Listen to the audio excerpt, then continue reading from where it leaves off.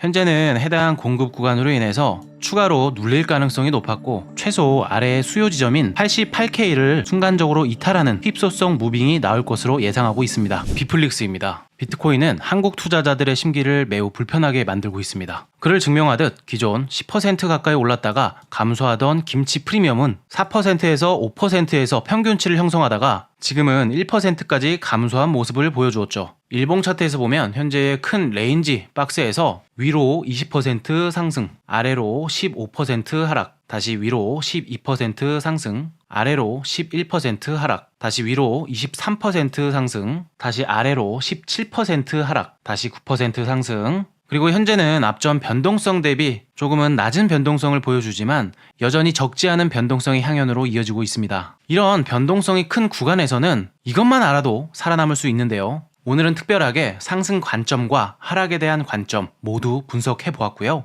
모든 근거를 종합해보고 결정적인 저의 주장까지 준비를 해봤습니다. 첫 번째, 김치 프리미엄은 한국 투자자들과 외국 투자자들의 심리적인 괴리율을 보여주는 지표로 투자 심리가 과열 상태인지 적정 상태인지를 확인할 수 있는 지표입니다. 지난 1월 지금과 같이 3%에서 4%의 김프를 유지하다가 비트코인이 급락으로 이어지면서 김프는 1%대까지 하락했습니다. 그 후 강력한 반등이 동반되면서 저점 대비 고점은 약 24%가량 반등을 했습니다. 두 번째로 3탭 셋업. 3탭은 쉽게 말해서 3중 바닥을 의미하는데요. 단순히 모양으로 분류하는 것은 아니며 조금 더 명확한 구분이 필요합니다. 먼저 1차 바닥을 어느 구간으로 잡느냐가 관건인데요. 현재의 큰 흐름을 레인지로 식별했을 경우를 설명하며 해당 구간은 로우 포인트 폼 구간으로 상승 레일리가 이어지다가 처음으로 의미 있는 저점을 형성한 구간을 말합니다. 당시에 거래량까지 크게 발생하면서 바닥을 형성했기 때문에 의미가 있었고요. 그리고 로우 수입, 1차적인 바닥을 수입하면서 기존의 저점을 일시적으로 훼손하거나 잠시 쓸고 가는 형태로 스파이크를 만들면서 손절을 유도합니다. 그 후에 다시 한번 이렇게 로우 리테스트가 나타나면서 3중 바닥에 대한 신뢰도를 형성하고 최종 반등 혹은 본격적인 추세 전환 단계로 돌입하게 됩니다. 세 번째는 오더 블록, 수요와 공급 지역을 나타내며 보통은 급격한 양봉 캔들이면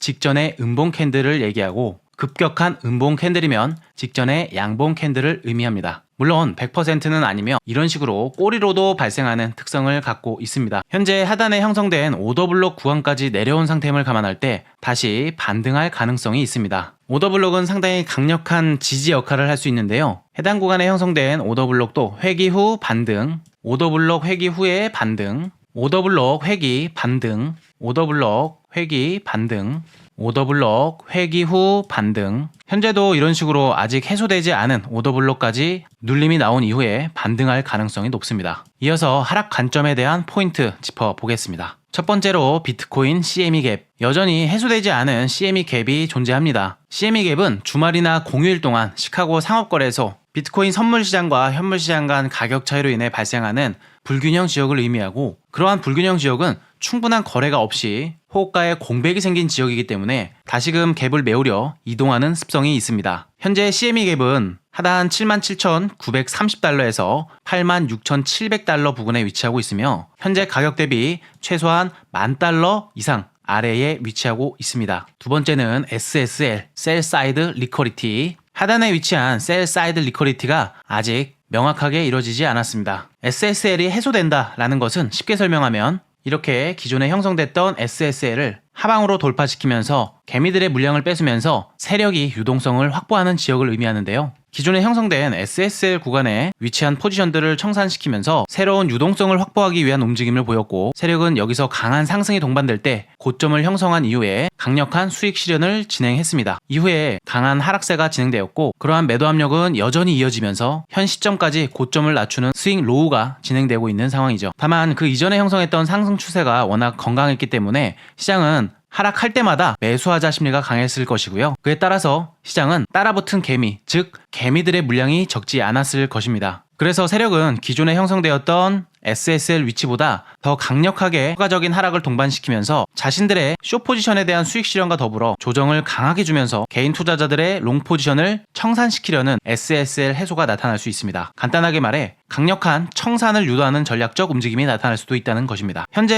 SSL 지역은 해당 수요존 아래에 위치하고 있으며 85K 수준에 위치한 FVG와 SSL의 중첩 구간까지 추가적으로 하락할 가능성이 있습니다. 세 번째, 거래량. 현재 거래량은 점진적으로 감소하는 형태를 보여주고 있기 때문에 유동성을 확보했다는 가정으로 볼 때 과거에는 이렇게 거래량이 늘어났던 전례들을 볼 수 있었습니다. 거래량이 크게 증가하면서 세력이 유동성을 빼앗고 개인 투자자들을 청산시키면서 본인이 원하는 방향으로 가격 전달을 했던 것이죠. 그러한 메커니즘을 볼 때 현재까지는 아직 영상을 녹화하는 지금 시점에서는 유의미한 거래량은 발생하지 않고 있다. 따라서 여전히 추가적인 덤핑의 가능성이 있겠고 개미들의 항복 선언은 한 차례 더 남았을 가능성이 높겠다. 이렇게 분석을 해볼 수가 있었습니다. 자, 그럼 오늘 내용 요약해 보겠습니다. 먼저 상승 관점. 3탭이라는 3중 바닥 패턴을 통해서 단기적으로 반등의 가능성을 보았고 수요존이라고 체크할 수 있는 오더블럭 구간까지 충분히 해소를 시키며 작년 12월 이후 가장 큰 규모의 롱포지션 청산 규모가 나타남에 따라서 유의미한 청산 규모가 확인되기 때문에 반등할 가능성이 높다. 이어서 하락 관점 CME 갭.